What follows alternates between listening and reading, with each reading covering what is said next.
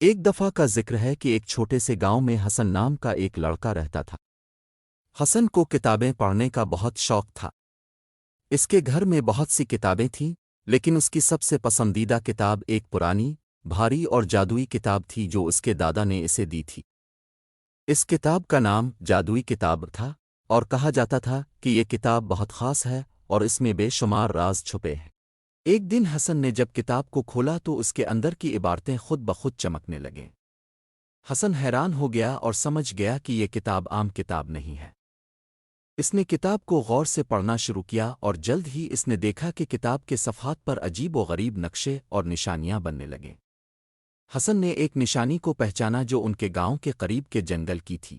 حسن نے فیصلہ کیا کہ وہ اس جادوئی کتاب کے رازوں کو تلاش کرے گا۔ وہ اپنے دوست علی کو لے کر جنگل کی طرف روانہ ہوا۔ دونوں دوست جب جنگل پہنچے تو کتاب نے ایک نیا صفحہ کھول دیا جس پر ایک جادوئی دروازے کی تصویر بنی تھی۔ حسن اور علی نے جنگل میں اس دروازے کو تلاش کرنا شروع کر دیا۔ وہاں کے لوگوں نے بتایا کہ اس جادوئی دنیا پر ایک شیطانی جادوگر کا قبضہ ہو چکا ہے جس نے خوشیوں اور امن کو چھین لیا ہے۔ جادوگر کی طاقت کا راز ایک سیاہ پتھر میں تھا جو اس نے اپنے قلعے کے گہرے تہ خانے میں چھپا رکھا تھا۔ حسن اور علی نے فیصلہ کیا کہ وہ اس جادوگر کا سامنا کریں گے اور اس کی طاقت کو ختم کریں گے۔ کتاب کی مدد سے وہ جادوگر کے قلعے تک پہنچے۔ راستے میں انہیں مختلف جادوئی چیلنجوں کا سامنا کرنا پڑا، لیکن حسن اور علی نے اپنے ذہانت اور دلیری سے ان سب کو پار کر لیا۔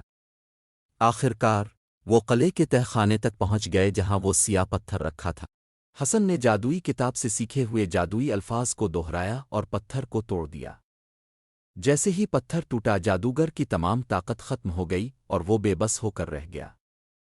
جادوگر کو شکست دینے کے بعد جادوئی دنیا میں دوبارہ خوشیاں لوٹ آئیں۔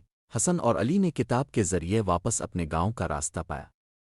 جب وہ گاؤں پہنچے تو کتاب کے آخری صفحے پر لکھا تھا، حقیقی جادو دل کی نیکی اور دوستوں کے ساتھ کی طاقت میں ہے۔